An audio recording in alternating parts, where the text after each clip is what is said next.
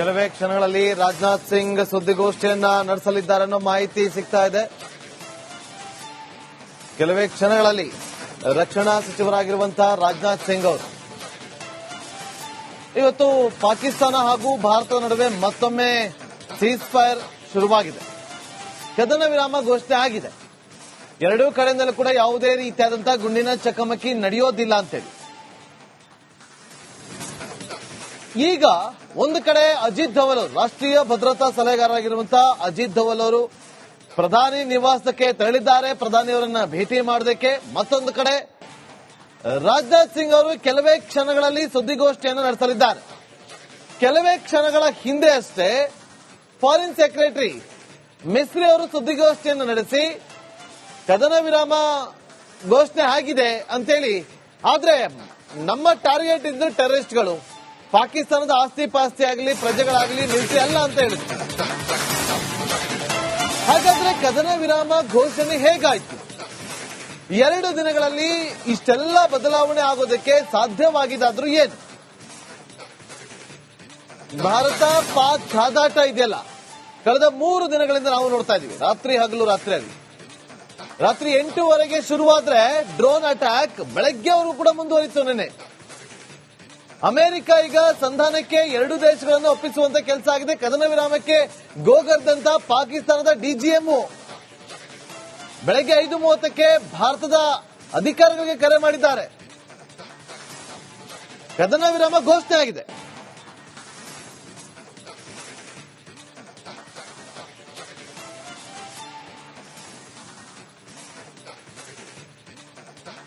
ನಮ್ಮೊಂದಿಗೆ ಶ್ಯಾಮ್ ಸುಂದರ್ ಅವರಿದ್ದಾರೆ ಇದೇ ವಿಚಾರವಾಗಿ ಮಾತಾಡೋದಕ್ಕೆ. ಶ್ಯಾಮ್ ಸುಂದರ್ ಸರ್, ನಮಸ್ಕಾರ. ನಮಸ್ಕಾರ. ಈಗ ಕದನ ವಿರಾಮ ಘೋಷಣೆ ಆಗಿದೆ. 3 ದಿನದಲ್ಲಿ ಇದು ಸಾಧ್ಯ ಹೇಗಾಯ್ತು? ಅಮೆರಿಕ ಮಧ್ಯ ಪ್ರವೇಶ ಮಾಡ್ತಾ ಇದ್ದಂತೆ ಅದರಲ್ಲೂ ಪ್ರಮುಖವಾಗಿ ಪಾಕಿಸ್ತಾನ ಹೋಗಿ ಬೇಡ್ಕೊಂಡಿದೆ. ಬೇಡ್ಕೊಂಡಿರೋದು ಹೇಗಾಯ್ತು ಅಂದ್ರೆ ನೋಡಿ, ನಿಮ್ಗೆಲ್ಲರಿಗೂ ಗೊತ್ತಿರೋ ಹಾಗೆ ನಿನ್ನೆ ದಿವಸ 6 ಏರ್ ಬೇಸ್ ನಾವು ಧ್ವಂಸ ಮಾಡಿದ್ವಿ. ಅಂದ್ರೆ ಅವರ ಯುದ್ಧ ಮಾಡೋ ಶಕ್ತಿನ ಕ್ಷೀಣಿಸಿದೀವಿ, ತುಂಬಾ ಕ್ಷೀಣಿಸಿದೀವಿ. ಒಂದು ರೀತಿಯಲ್ಲಿ ಇದು ನಾನು ಸೀಸ್ ಫೈರ್ ಅಂತ ಅನ್ಕೊಳ್ಳಲ್ಲ. ಇದು ಒಂದು ರೀತಿ surrender. They are not in a position to fight further. ಅವಾಗ ಬಲಹೀನ ಆದಾಗ, ತನಗೆ ಶಕ್ತಿ ಇಲ್ಲ ಅಂತ ತನಗೆ ಗೊತ್ತಾದಾಗ, ಅವನ ನೆಕ್ಸ್ಟ್ ಸ್ಟೆಪ್ ಏನು? ಕೈ ಮುಗಿದು ಕಾಲಿಗೆ ಬಿದ್ದು ತಪ್ಪಾಯ್ತು, ನಾನಿನ್ನು ಶಸ್ತ್ರ ಎತ್ತಲ್ಲ ಅಂತ ಅನ್ನೋ ಸ್ಥಿತಿ ತಂದ್ವಿ. ಇದರಲ್ಲೇ without actually waging A war, ಬರೀ ಪ್ರತಿಕ್ರಿಯೆಲೆ ಇದು ಅವನ ಮೇಲೆ ಪರಿಣಾಮ ಬೀರಿದೆ. ಆಮೇಲೆ ಮಿತ್ರ ರಾಷ್ಟ್ರಗಳು ಕೇಳಿದ್ದು ಕೇಳಬೇಕಲ್ಲ ನಾವು ಸ್ವಲ್ಪ, ಯಾಕಂದ್ರೆ ಇವತ್ತೆಲ್ಲ ನಾಳೆ ಉಪಯೋಗ ಬೇಗ ಆಗುತ್ತೆ, ಬೇರೆ ರೀತಿ ಈ ರೀತಿ ಇಲ್ಲದೆ ಇದ್ರು. ಅದೊಂದು. ಇನ್ನೊಂದು, ಅವನು ಯಾವಾಗ ವೀಕ್ ಆದ, ತಾನು ತನ್ನ ಕೈಲಿ ಆಗಲ್ಲ ಅಂದಾಗ ಇನ್ನು ಯುದ್ಧ ಮುಂದುವರ್ಸಿದ್ರೆ ಇನ್ನೂ ಬಲಹೀನನಾಗ್ತಾನೆ.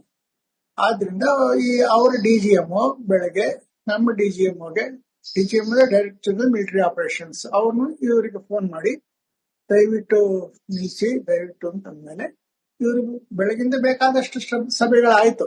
ನೀವು ಗಮನಿಸಿರ್ಬಹುದು. ಅದ್ರಲ್ಲೆಲ್ಲ ಇದು ವಿಸ್ತಾರವಾಗಿ ಸರೆಂಡರ್ ಆಗಿದೆ ಅಂತ ನಾವು ಭಾವಿಸಬಹುದು, ಸರೆಂಡರ್ ಆಗಿದೆ ಅಂತೇಳಿ ನಾವು ಅಂದ್ಕೊಳ್ಬಹುದು.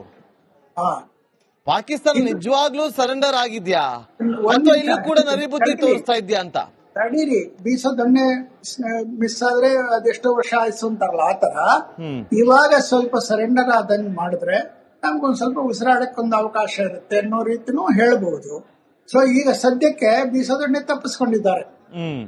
ಆಮೇಲೆ ಇನ್ನು 2-3 ದಿನ ಆದ್ಮೇಲೆ ಒಂದು ನಿಜವಾದ ಸಭೆ ಆಗುತ್ತೆ.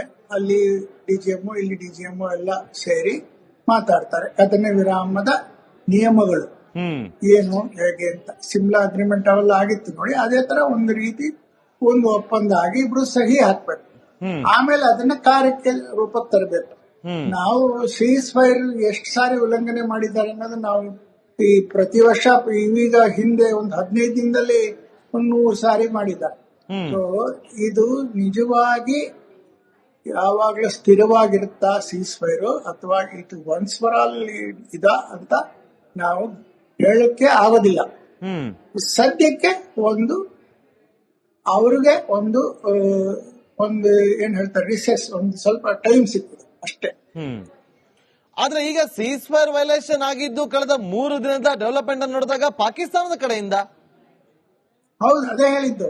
ಅವ್ರು ಸೀಸ್ ಫೈರ್ ಅಂತ ಹೇಳಿದ್ರು ಗೊತ್ತೇ ಇದೆ, ಮೊದಲೇ ಸೀಸ್ ಫೈರ್ ಆಗಿದ್ದು. 71 ಇಂದನೂ ಸೀಸ್ ಫೈರ್ ಇದೆ, ಅದ್ರಲ್ಲಿ ಏನು ವ್ಯತ್ಯಾಸ ಇಲ್ಲ. ಆದ್ರೂ ಅವರು ನಮ್ಮ ಗಡಿ ಭಾಗದಲ್ಲಿ ಗುಂಡು ದಾಳಿ ಅದು ಇದು ಶೆಲ್ಲಿಂಗ್ ಎಲ್ಲ ಮಾಡ್ತಾನೆ ಇದ್ರು.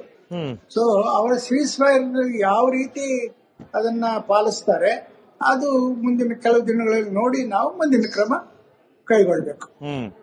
ಹೋಪ್ಸ್ ಇಟ್ಕೋಬೋದಾ ಈ ಪಾಕಿಸ್ತಾನ ತೆಪ್ಪ ಕುತ್ಕೊಳುತ್ತೆ ಇನ್ನು ಮುಂದೆ ಅಂತ? ನಾನು ನಿಮ್ಮನ್ನೇ ಕೇಳ್ತೀನಿ, ಪಾಕಿಸ್ತಾನದ ಕಂಟ್ರಿ ಮೇಲೆ ನೀವು ಹೋಪ್ಸ್ ಇಟ್ಕೊಳಕ್ ಆಗುತ್ತಾ? ಖಂಡಿತವಾಗ್ಲೂ ಇಲ್ಲ, ಆಗಲ್ಲ. ಸೊ ನಾವು ಅಟ್ಲೀಸ್ಟ್ ನಮ್ಮ ತಯಾರಿ ಈಗ ಸ್ವಲ್ಪ ಗೊತ್ತಾಗಿದೆ ಅವ್ರ ಇದೇನು ಅಂತ. ನಮ್ಮ ತಯಾರಿನ ಇನ್ನೂ ಹೆಚ್ಚಿಸಿ ನಾವಿನ್ನೂ ತಯಾರಿ. ಸರ್ ಶಾಂತನು ಸರ್ ಒಂದೇ ನಿಮಿಷ ಮತ್ತೆ ಬರ್ತೀನಿ. ಏನ್ ಪ್ರಾಬ್ಲಮ್ ಇಲ್ಲ ಏರಿಯಾದಲ್ಲಿ? ಏನ್ ಪ್ರಾಬ್ಲಮ್? ಏನ್ ನಿಮ್ ಪ್ರಾಬ್ಲಮ್? ಏನೆಲ್ಲ ಪ್ರಾಬ್ಲಮ್ ಐತಿಲ್ಲ ಹೇಳಿ. ಏನ್ರಿ ನಿಮ್ ಪ್ರಾಬ್ಲಮ್? ಏನ್ ನಿಮ್ ಪ್ರಾಬ್ಲಮ್ ಅಂತ ಹೇಳಿ. ಯಾರಪ್ಪ ನಗರಕ್ಕೆ? ಗಾಂಧಿನಗರ, ದಾಸರಹಳ್ಳಿ, ರಾಜರಾಜೇಶ್ವರಿ ನಗರ, ಚಾಮರಾಜಪೇಟೆ, ಹುಬ್ಬಳ್ಳಿ, ಚನ್ನಮರುತ್ತದ ಮೈಸೂರಿಗೆ ಬಂದಿರೋದು. ಬ್ಯಾಡಗಿ ತಾಲೂಕಿಗೆ ನಾವು ಬಂದಿವ್ರಿ. ಸರ್ ಹೇಳಿ ಸರ್, ಏನ್ ಪ್ರಾಬ್ಲಮ್? ನಿಮ್ ಎಮ್ಎಲ್ಎ ಹೆಂಗೆ? ಏನೆಲ್ಲ ಸಮಸ್ಯೆಗಳು? ಏನ್ ಕಥೆಯಲ್ಲಿ ಬಂತ? ಯಾಯಪ್ಪ ಯಾವತ್ತೂ ಬಂದಿಲ್ಲ. 2 months ಇಂದ ನೀರಿಲ್ಲ. ಟ್ಯಾಂಕರ್ ಬರ್ಬೇಕಂದ್ರ ರೋಡ್ ಸರಿ ಇಲ್ಲ. ಯಾರ ಹತ್ರ ಹೋಗಿ ಹೇಳೋದಕ್ಕೆ ನಮ್ಗೆ ಯಾರು ಇಲ್ಲ. ಕಿತ್ತೋದ್ರೆ ಏನ ಅಲ್ಲ ಹಾಳಾಗೋದ್ರು ಇದು ಯಾರು ನೋಡರೇ ಗತಿ ಇಲ್ಲ. ನಾವಿದ್ದೀವಿ ಅಂತಾರೆ ಇವಾಗ ಯಾರು ಎಮ್ಎಲ್ಎ ಮಗ ಒಂದ್ ದಿವಸನೂ ಬಂದಿಲ್ಲ. ಫುಲ್ ಸ್ಟ್ಯಾಂಡರ್ಡ್ ಲಕ್ಸುರಿಯಸ್ ಬೆಡ್ರೂಮ್ ಐತ್ರಿ ಅದ. Raj West End, Radisson Blu. ನಿಮ್ದು ಮೀಟಿಂಗ್ ಇಲ್ಲಿ ಮಾಡ್ರಿ. ಇಷ್ಟು ವರ್ಷ ಆಯ್ತು, ಇದಕ್ಕೆಲ್ಲ ಯಾರು ಸರ್ ಜವಾಬ್ದಾರಿ? 2,000 ರೂಪಾಯಿ ಬ್ಯಾಂಕ್ ಹೋಗ್ತೀನಿ ಬರ್ತಾ ಇದ್ದೀನಿ. ಬ್ಯಾಂಕ್ ಹೋಗ್ತೀನಿ ಬರ್ತೀನಿ 2,000 ಮಾತ್ರ ಬರ್ತಾ ಇಲ್ಲ. 2,000 ನಂದೇ ಹೊಂಟೈತು. ನಿಲ್ ಮೇಲೆ ಭಾರಿ ಐಟ್ ಅದಲ್ಲ ಮಾರಿ. ಬರಲ್ಲ ಕಣ್ರಿ ಸರ್. ರಾತ್ರಿ 1 ಗಂಟೆವರೆಗೂ ಎಣ್ಣೆ ಅಂಗಡಿ ತೆಗಿಬೇಕಂತ. ಬೆಳಗ್ಗೆ 4 ಗಂಟೆವರೆಗೂ ತೆಗಿಬೋದಲ್ಲ. ಮಗನೂ ನೋಡಲ್ಲ, ಯಾರು ನೋಡಲ್ಲ. ನಾನು ಒಬ್ಬಳು ನೋಡ್ಕೊಳ್ತೀನಿ ಅಜ್ಜ.